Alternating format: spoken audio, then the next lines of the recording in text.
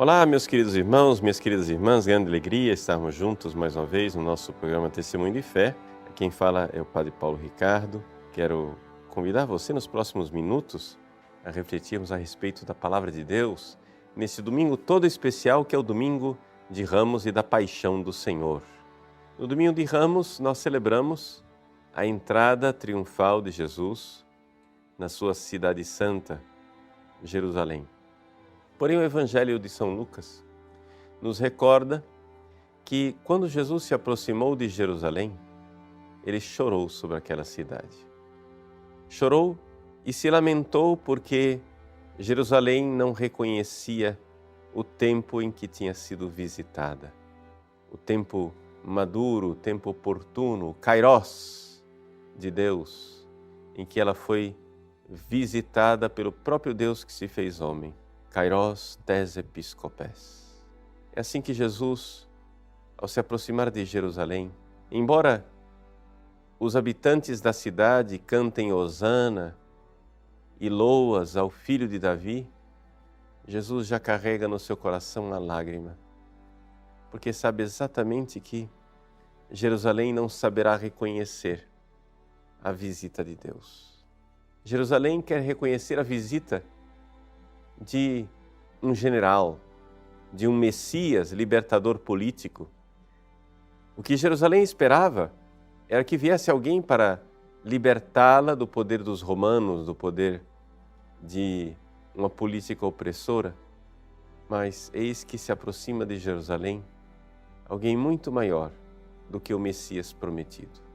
De certa forma, Jesus não é o Messias esperado. Jesus é o Messias surpreendente. É o Messias que vem, sim, como ungido. Claro, Christos, Hamashia, o ungido de Deus. Mas ao mesmo tempo, o servo sofredor. Aquele servo que havia sido previsto pelo profeta Isaías, como nós lemos na primeira leitura. Jesus é o servo sofredor. E aqui então, nós compreendemos que o Cristo se manifesta de uma forma que ninguém esperava. Ele é sim o Messias, o ungido esperado, mas ele é também ao mesmo tempo vítima, aquele que se oferece como vítima imolada, vítima para a salvação dos nossos pecados. E é exatamente para isto que os evangelistas escrevem o seu evangelho, para nos levar a esta fé, para levar a uma fé superior do que aquela que Jerusalém ainda não tinha. A fé de compreender quem é este que morreu crucificado por nós. No final do relato da paixão que nós solenemente iremos ler nesse Domingo de Ramos, São Marcos diz assim, que Jesus deu um forte grito e expirou. E nesse momento, ou seja, no momento da morte de Jesus, da sua morte vitoriosa, a cortina do santuário rasgou-se de alto a baixo em duas partes. Quando o oficial do exército que estava bem em frente dele viu como Jesus havia expirado, disse, na verdade, este homem era filho de Deus. Vejam, desde o quinto domingo da Quaresma, a Igreja cobriu as cruzes com um véu roxo. E as cruzes de nossas igrejas encontram-se veladas neste Domingo da Paixão. Exatamente a partir desta realidade de cruzes envoltas em véu, é que nós compreendemos que nós precisamos adentrar este véu. Este véu precisa rasgar-se de cima a baixo, como diz o Evangelho de Marcos, para que nós possamos professar a fé deste soldado, a fé do centurião e compreender o grande mistério de amor que se encontra escondido na cruz de Cristo. Vejam, meus queridos, quando nós olhamos para a cruz de Cristo, nua e cruamente, nós não conseguimos ver ali nada mais do que um crime.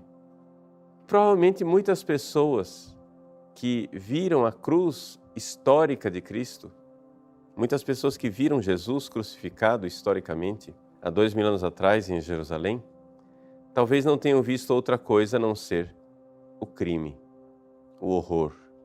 Mas atrás daquele horror, atrás daquele crime, existe algo que nós não seremos capazes de enxergar a não ser com a fé. Por isso é necessário que o véu se rasgue de cima a baixo, para que nós, como aquele oficial romano, possamos dizer e crer verdadeiramente, vendo como Jesus havia morrido, na verdade este homem era filho de Deus. Porque existe algo escondido. E o que está escondido ali é o amor. Jesus não morre assassinado cruel e injustamente. Claro, houve, sim, a execução cruel e injusta, mas, na verdade, ele entrega a sua vida. Como ele diz no Evangelho de São João, ninguém tira a minha vida, eu a dou livremente. E esse doar livremente, esta entrega livre do Cristo na cruz, nós conseguimos enxergá-la plenamente na noite anterior, na noite da quinta-feira, em que Jesus, na última ceia, diz: isto é o meu corpo que é dado, isto é o meu sangue que é derramado.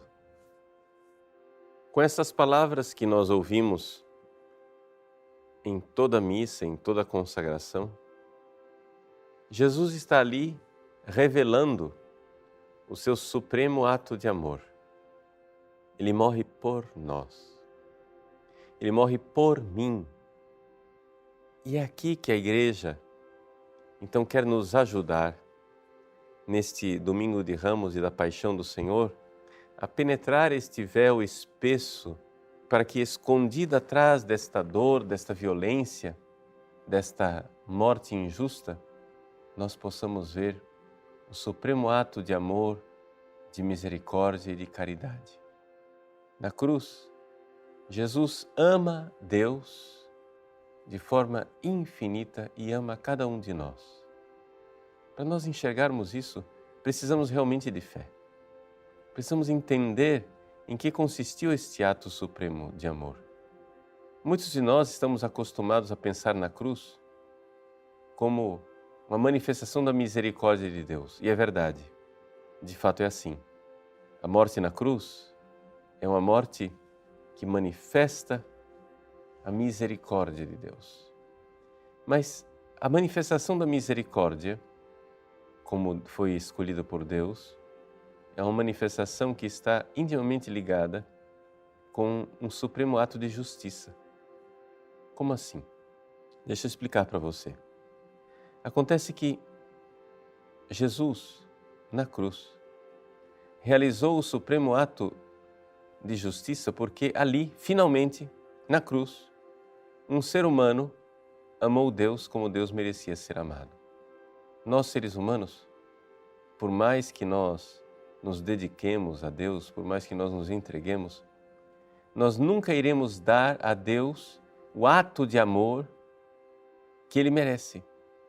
Ou seja, nós sempre estaremos aquém, sempre haverá uma dívida, sempre seremos incapazes de amar como nós somos amados. Deus nos ama de forma infinita e para nós amarmos Deus de volta precisaríamos ter um amor infinito, mas não somos capazes deste amor. Então Deus se fez homem. E se fazendo homem, Ele morreu na cruz, para que na cruz Ele pudesse amar Deus como Deus merece ser amado. Então, Deus se fez homem para que um coração humano amasse a Deus.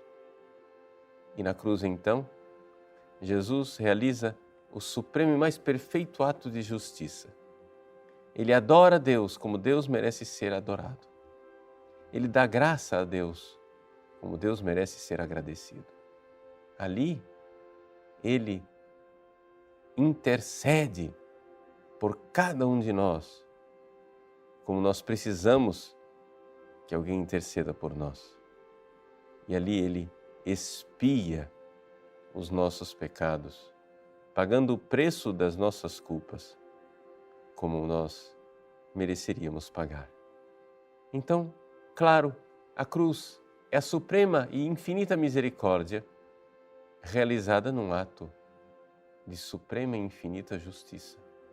Jesus realiza a justiça porque a palavra justiça quer dizer dar a cada um o que é o seu. Jesus dá a Deus o que é de Deus. Sim, Ele dá a Deus a suprema adoração e ação de graças. E ao mesmo tempo, Ele paga a nossa dívida, que não seríamos capazes de pagar. E por isso, infinita misericórdia. Ele assume nossas misérias e nossos pecados, toma sobre si as nossas dores, para então nos salvar. E aqui é a sua infinita misericórdia.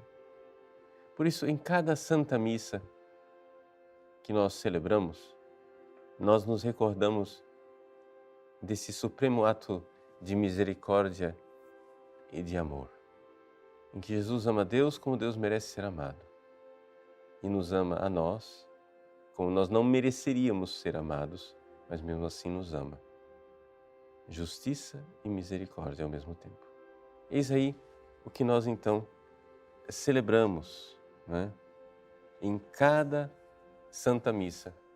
E nessa missa desse domingo, missa de Ramos e da Paixão do Senhor, nós então trazemos esta verdade para mais perto, para contemplá-la de forma mais clara, contemplá-la de forma mais inequívoca, de forma mais transparente, para que nós possamos viver, e viver isso, para que em todas as missas possamos rasgar este véu e adentrar o mistério de nossa fé, porque somente através da fé seremos capazes de realizar este ato.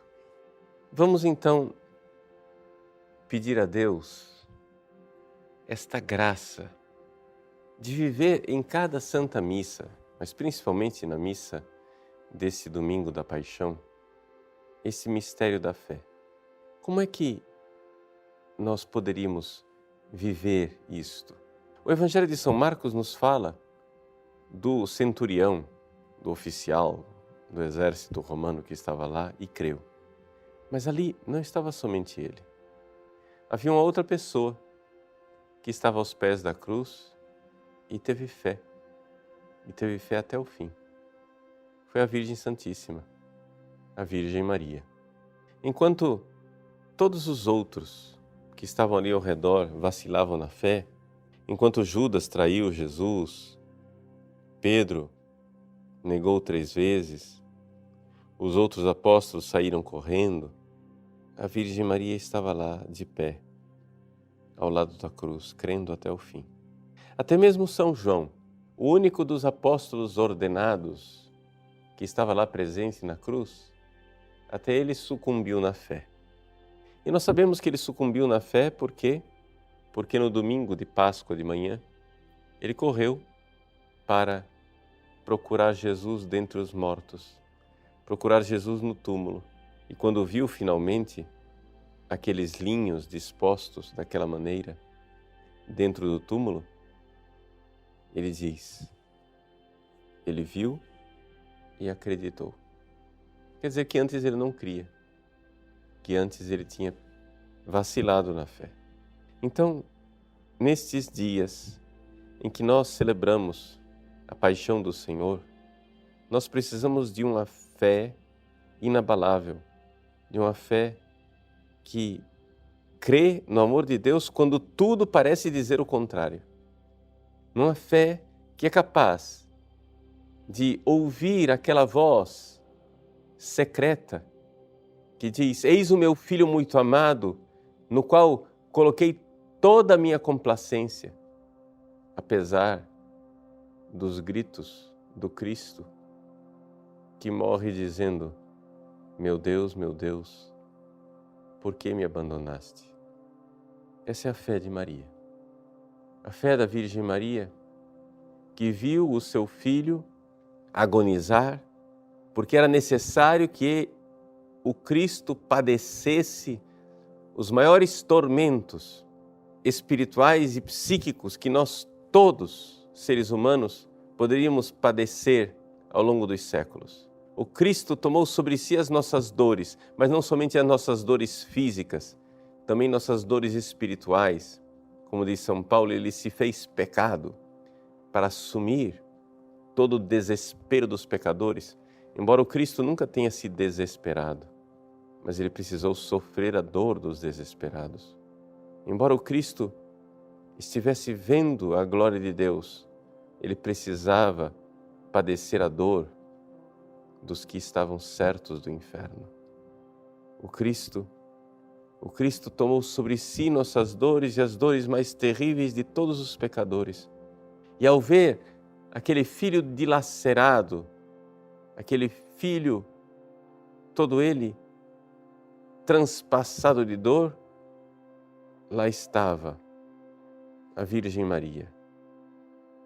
A Virgem Maria que creu até o fim, oferecendo o seu sacrifício de fé.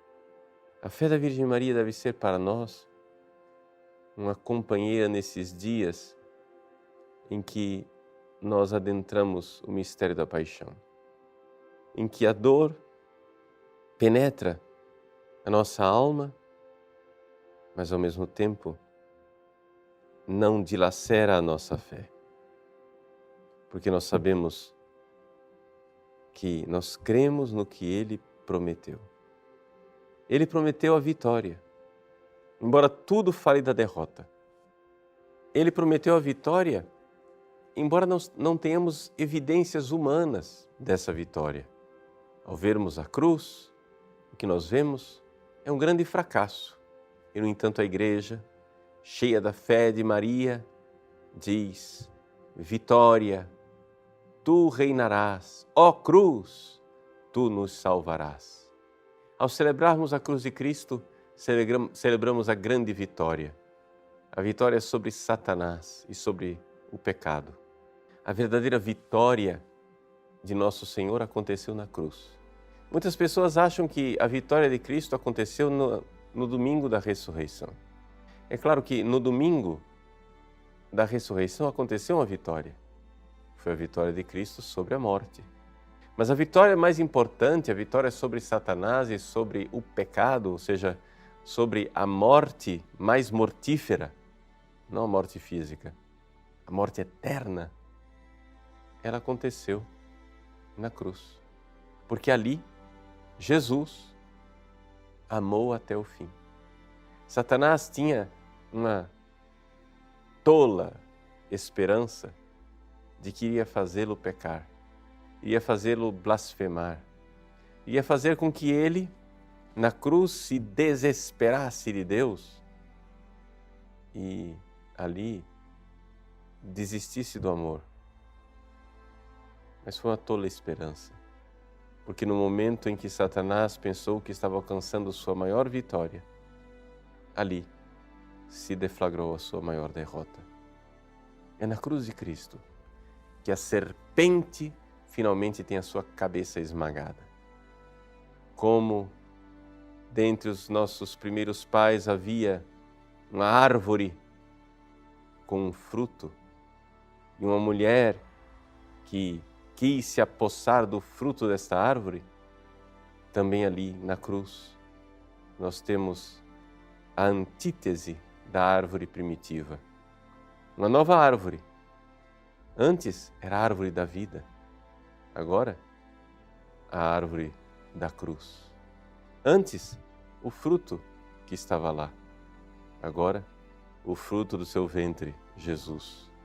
Antes, Eva quis tomar para si o fruto, agora Maria, com a sua fé, entrega definitivamente o seu fruto, o fruto do seu ventre a Deus, no sacrifício supremo de fé.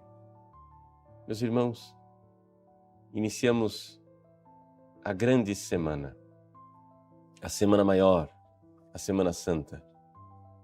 que, armados com a fé da Virgem Santíssima, nós possamos viver intensamente estes dias de vitória